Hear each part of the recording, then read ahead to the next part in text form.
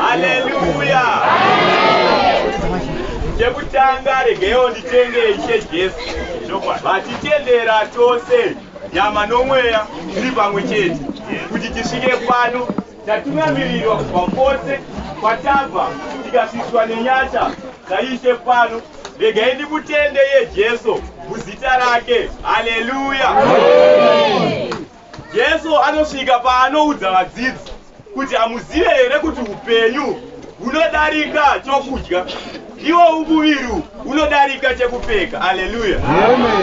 Saka hama zoreva kuti kana wakapiwa upenyu kunyange wakazoshaya chekudya ingotenda Baba. Amen, amen. Right. Tanzikite zvinhu zvedu in time. So ndisingapedza hangu nguva ndichakwazisa mutungamiriri wekereke Morotasi Apostolic Church, baba naamai osekuru naambuya masowani muzita ramambo Jesu. Haleluya. Ndinovakwazisa pamwe chete nedare ravo rose ndiri munashe. Amen. Ndichakwazisa mafundisi ose anotungamirira iyo ikereke.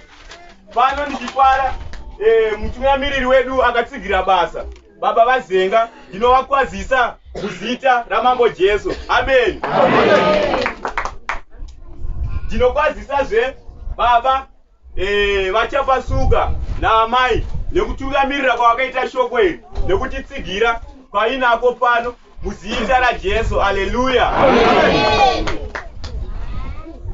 Ndichavakwazisazve vane umwe mufundisi ari pano, baba naamai machanzi. Ndichavakwazisa muropa ramambo Jesu. Haleluya.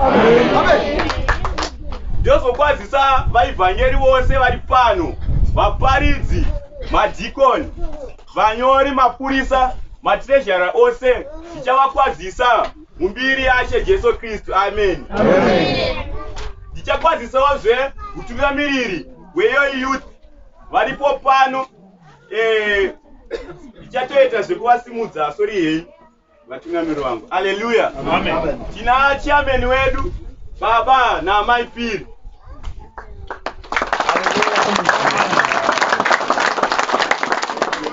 Maipiri ngavasimuke vazikana.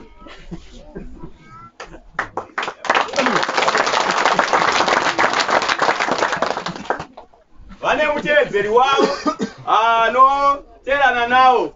Tinawo vice chairman mukoma Elisha Chomusanga. Simukei mukoma.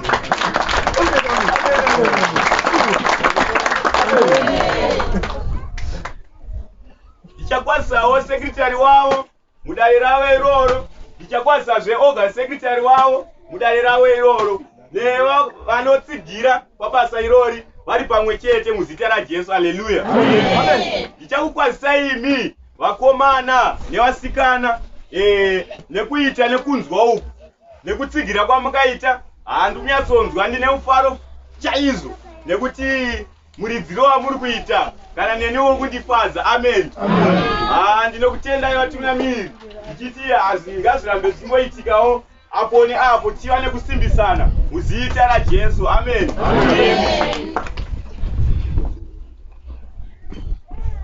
Ndichakuzivisai vachatipa mharidzo muzuva ranhasi. Tina mukoma vachatitangira basa iri, ndimukoma Dheni vanobva nepaNyatsime branch apo, ndo vachatanga kutibatira ivavo. Haleluya. Tina sisi vanobudawo nepamupakosa apa, vachatipa futi shoko, Sister Fadzi.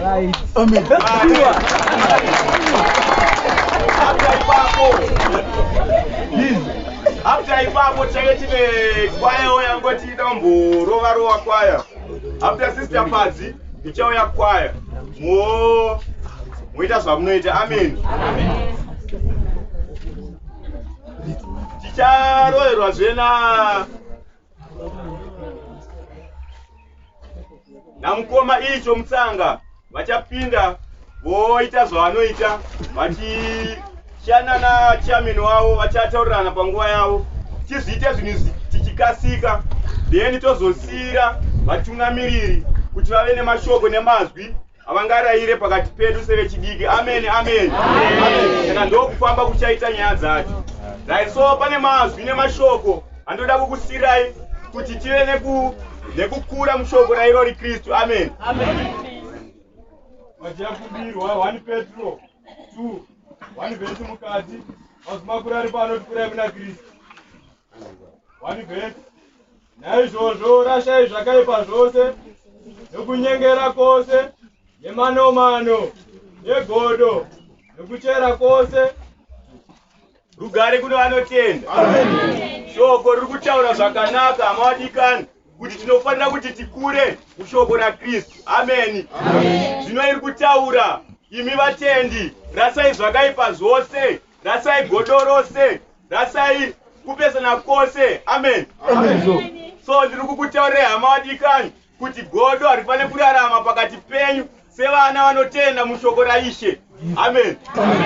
Rasai zvakaipa zvose, zoreva kuti anotenda haangafambe munzira yowakaipa, anotenda haaite makuhwa, anotenda haabe, anotenda haaite upombwe. Amen. Nyaya iripo wadikani inyaya yekugamuchira Jesu semuponesi, nokuti kana wagamuchira Jesu agara muhana yako, shuwa hatingakutaurire nhau yekuti bvisa zvakaipa zvose, nokuti Jesu kana amauri unenge wakuita kuda kwaBaba. Amen. Savacheche vatangoberekwa